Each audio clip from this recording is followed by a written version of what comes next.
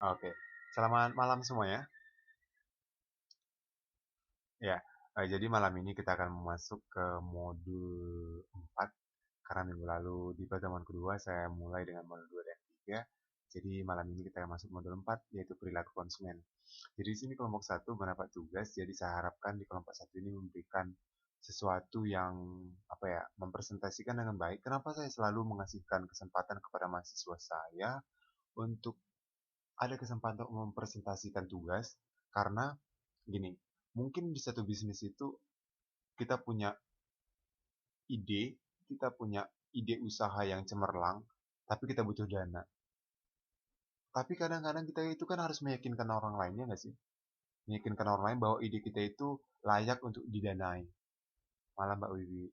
Jadi ketika misalnya butuh didanai, kita kan harus mempresentasikan. Mempresentasikan apa yang menjadi ide kita itu gitu. Apa yang menjadi usaha yang mau kita pengen itu. Makanya saya juga pengen di sini kan kawan, harapannya ya bisa untuk menyampaikan dengan baik gitu ya. Anggap ini adalah tugas kawan, ini adalah ketika kawan-kawan meyakinkan saya gitu bahwa anggaplah ini sebagai ide bisnis Mbak dan meyakinkan saya bahwa apa yang Mbak sajikan saya paham, saya mengerti dan saya setuju. Jadi tidak hanya asal, tidak hanya karena pernah 2 tahun tahun berapa itu ya? Satu ini saya suruh ulang, saya nggak mau gitu. Karena presentasinya entah apa-apa gitu. Ini kan udah calon S1 gitu. Itu yang saya selalu bilang. Ya, mungkin itu aja di kata pengantar bagi saya dari saya. Jadi nanti kalau kawan-kawan ada pertanyaan di akhir aja nanti ditanyakan. Yang penting kita biarkan dulu kelompok satu mempresentasikan perilaku konsumen di modul 4. Oke, kepada kelompok satu saya persilahkan.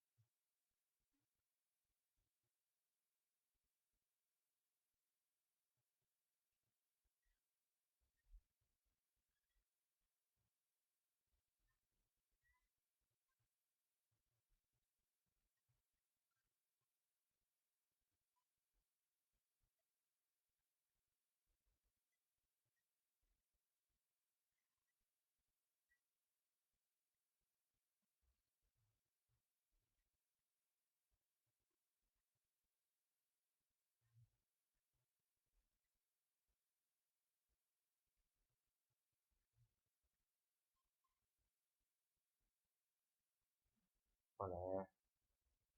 Mbak nggak bisa geser ya? Kalau nggak bilang aja nggak apa-apa kalau misalnya nggak bisa. Oke.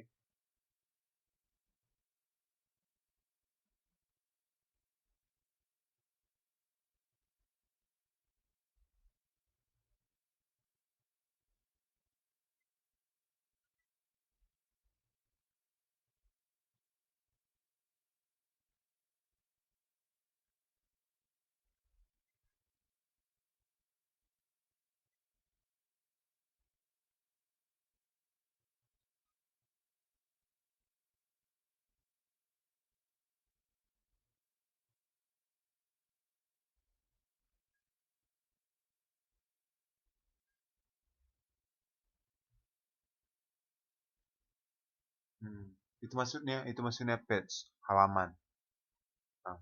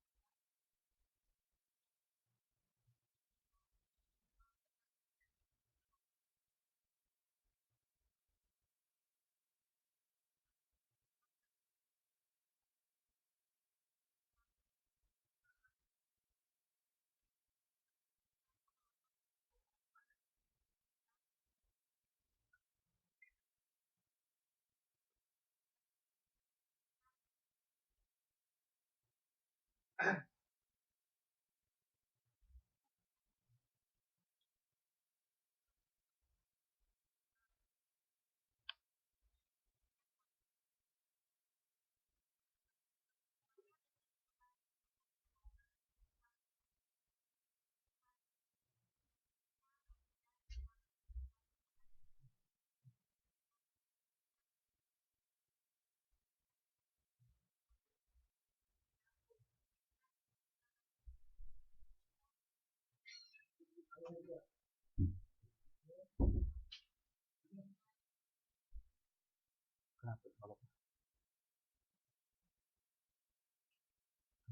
Nggak apa-apa.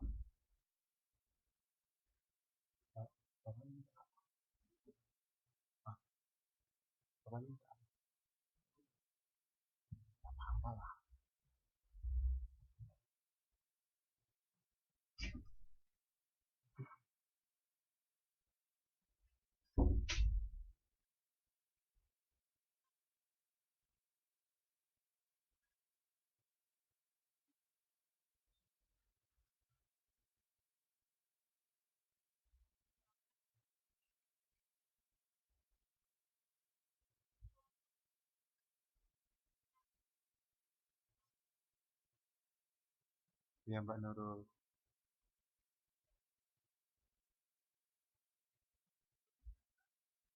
Ya sama.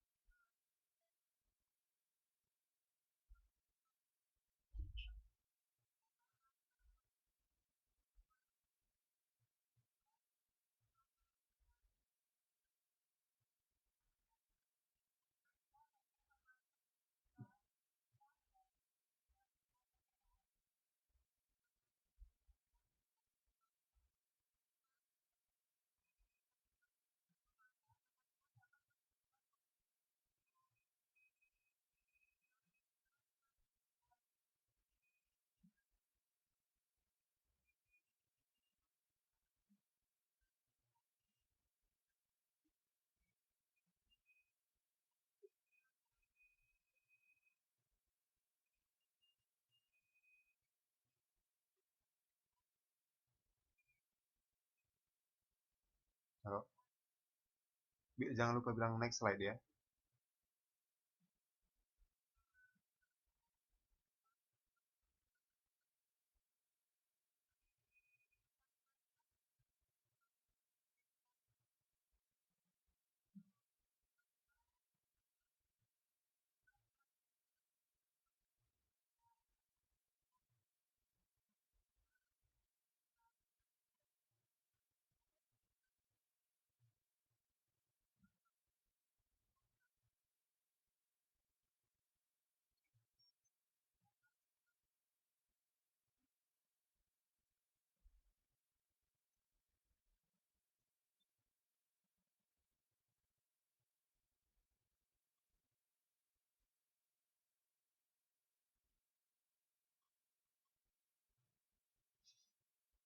Nggak ada yang mau disampaikan lagi.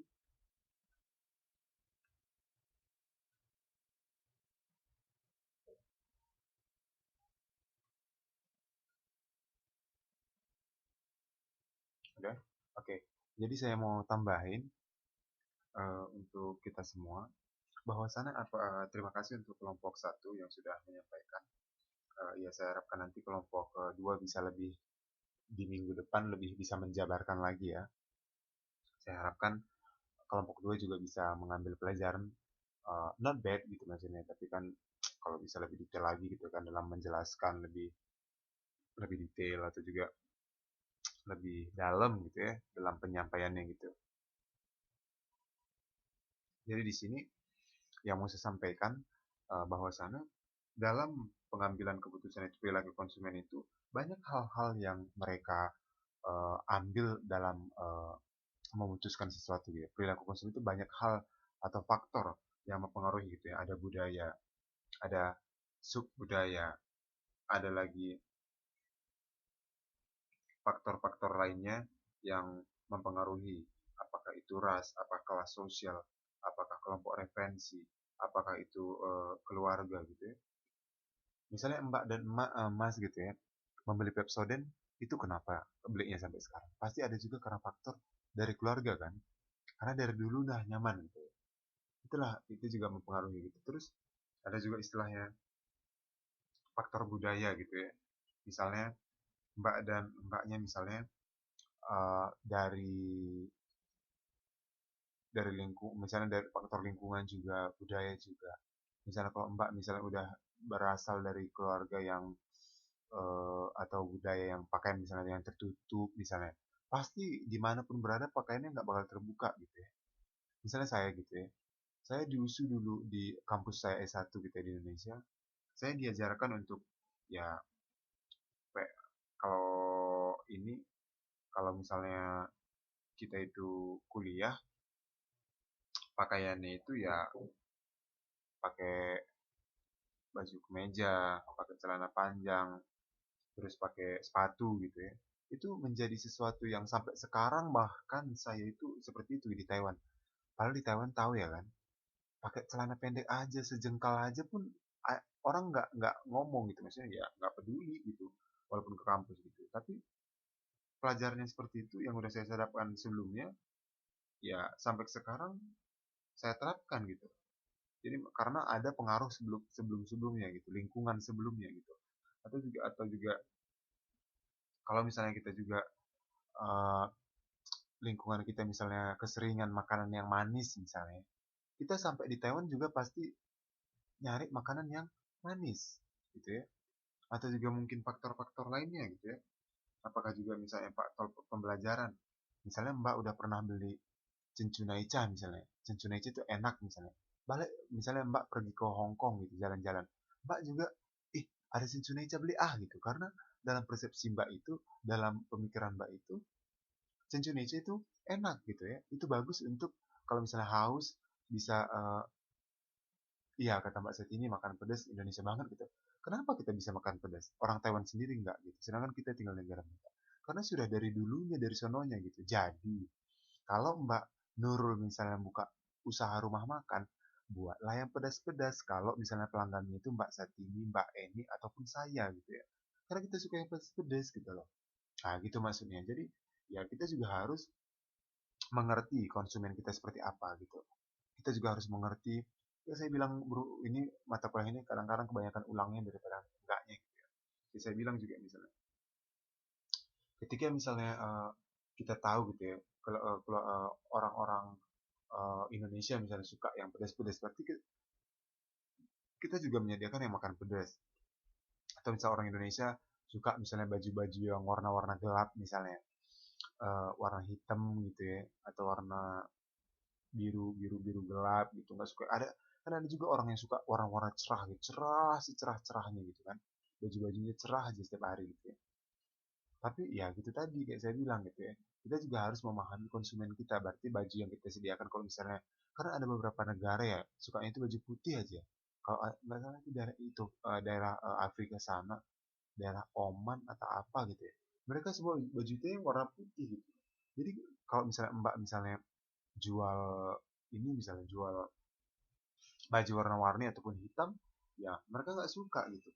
Atau juga kayak kita bilang tadi gitu ya, di Papua misalnya mereka nggak kebiasaan misalnya pakai sepatu, ya mbak juga nggak bisa maksain jual, jual sepatu ke sana gitu ya, nggak bakal laku gitu ya. Tapi mungkin kalau misalnya mbak mulai mencoba merubah mindset mereka bahwa pakai sepatu itu bagus, telur cacing bisa terhindar, dari segi kesehatan juga bagus, dari segi kecantikan, dari segi estetika ya, bisa kita bilang estetik bukan kecantikan, bisa bilang keindahan gitu ya, enak, good looking, enak dilihat gitu ya. Itu juga lebih bagus kalau seorang itu pakai alas kaki gitu misalnya, sebagai contoh gitu ya. Hal seperti itu maksud saya gitu. Jadi ini adalah banyak faktor gitu, apa seperti apa yang sudah dijelaskan oleh kawan-kawan kita tadi di awal gitu ya, di slide-slide sebelumnya gitu. Begitu juga pengalaman, kedisiplinan, konsep diri gaya hidup gitu ya. Misalnya kayak Mbak Syahrini lah misalnya. Gaya hidup Syahrini gimana sih? Saya tanya dulu. Menurut kawan-kawan gimana sih gaya hidup Syahrini? Dari segi kayak glamor. Ah bener, glamor, mewah. Kalau misalnya Mbak jual baju-baju murah, baju-baju yang ya saya kemarin bilang, buatkan contohnya di kelas kita, baju-baju yang bisa 10 orang aja di satu tempat sama bajunya, Syahrini mau pakai nggak? Gak mau ya kan? Ya itu, jadi misalnya seperti itu. Jadi gaya hidup juga mempengaruhi gitu. Jadi kalau udah Mbak tahu targetnya itu adalah orang-orang kelas atas atau juga orang-orang ibu pejabat, ya jangan, jadi yang ditawarkan itu juga adalah barang-barang yang mewah, yang elit, yang custom gitu, yang nggak banyak orang pakai. Gitu. Mereka mau bayar mahal asalkan mereka itu puas gitu kan, ada barang mereka juga nggak banyak yang punya gitu ya kan. Ah gitu maksudnya. Jadi ya kita harus memahami itu semua gitu ya. Ya nggak apa-apa Mbak, udah mau selesai pun. Terus juga keputusan pembelian gitu ya, tahap-tahap keputusan pembelian. Jadi biasanya kita itu akan menentukan kebutuhan dan keinginan. Apa sih yang menjadi kebutuhan kita? Misalnya saya nih, saya mau HP saya nggak ada, saya mau beli HP. Setelah saya pengen beli HP, yang saya lakukan selanjutnya apa? Mencari impor, masih ya kan? Oh saya butuh HP nih, misalnya kebutuhan saya cari-cari HP-HP, info-info HP melalui internet, majalah, atau juga tanya temen gitu ya. Habis itu apa? Mengevaluasi berbagai informasi gitu ya. Yang mana nih yang murah? Kira-kira yang mana nih yang benar informasinya? Yang mana nih yang akurat gitu ya? Atau yang mana nih yang yang sesuai gitu ya. Jadi atau juga misalnya kita kita mengevaluasinya, ih kata Mbak Eni harganya itu 20.000 gitu ya. Kata Mbak Rice dengan kualitas yang sama, sama-sama garansinya juga 2 tahun, harganya 19.000 gitu. Jadi kita mengevaluasi, bener nggak, pas nggak harganya, yang mana kira-kira harganya sesuai kantong gitu ya. Nah itu di sini adalah pada tahap mengevaluasi, baru membuat keputusan. Oke, kayaknya saya beli punya Mbak Nurul deh, karena ada lagi dapat charger, dapat lagi garansinya juga tambah 2,5 tahun, terus ada juga dapat souvenir tambahan gitu misalnya sebagai salah contoh ya kan. Nah, terus habis dibeli apa? Mengevaluasi pasca beli gitu ya. Gimana kira-kira? Puas nggak? Atau ada komplain nggak? Ada apa lagi ya? Ada sesuatu yang eh, nggak di ini nggak sesuai dengan harapan nggak? Nah, jadi itu aja sebenarnya inti daripada eh, di modul 4 ini memang sangat singkat sekali. Eh, di sini juga mau saya sampaikan di bagian terakhir ini bahwa pendekatan dalam perindustrian itu ada pembelian dengan cara inspeksi gitu ya. Hanya nggak banyak, nggak semua harus dicek gitu ya. Misalnya seperti beberapa di kita sih masing-masing produk misalnya yang berbeda, buah-buahan, sayur dan sebagainya gitu ya. Kalau bangunan misalnya adalah besar ya, dengan inspeksi gitu ya. Selanjutnya adalah pembelian dengan cara penyampelan gitu ya. Jadi hanya beberapa yang diambil gitu sebagai contoh gitu ya. Ada juga dengan cara ada deskripsi, ada juga pembelian yang kontrak dengan negosiasi gitu ya.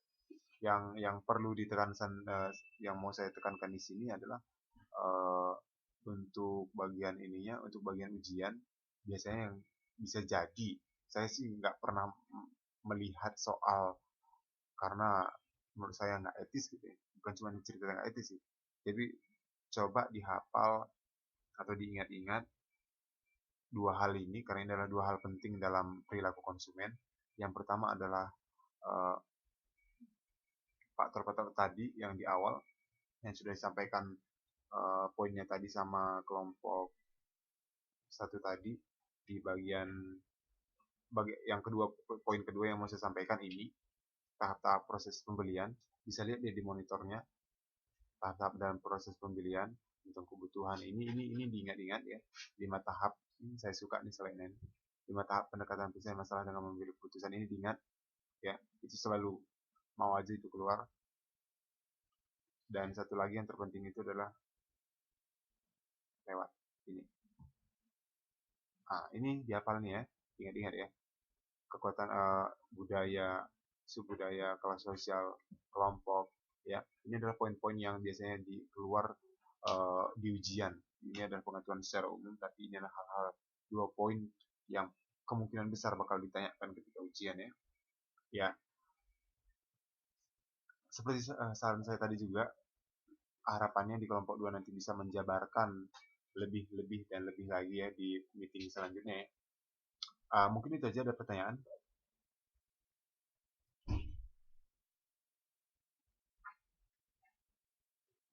Ada yang mau ditanyakan? Atau sudah jelas?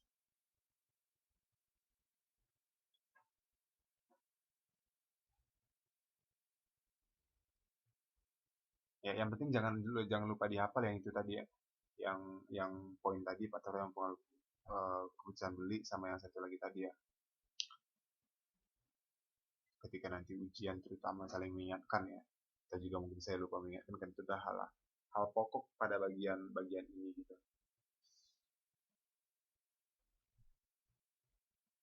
Ada pertanyaan? Kalau tidak ada, kita sudahi. Kalau misalnya ada, bisa ditanyakan. Dan harapan saya kelompok 2 mungkin nanti kita kalau misalnya ada yang nggak, mungkin gini aja, kalau misalnya ada yang nggak bisa presentasi, mungkin nanti kasih tahu lebih awal, jadi bisa kita tunda 5 atau 10 menit kali ya, biar agak lebih ini gitu ya, biar lebih bisa komplit gitu yang presentasi gitu ya. Karena kan harusnya 5 ya kelompok ini ya, kelompok 2 yang nanti. Nah itu. Ada pertanyaan? Tidak?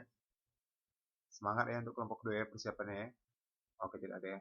Oke, kalau tidak ada, kita sudahi aja malam hari ini.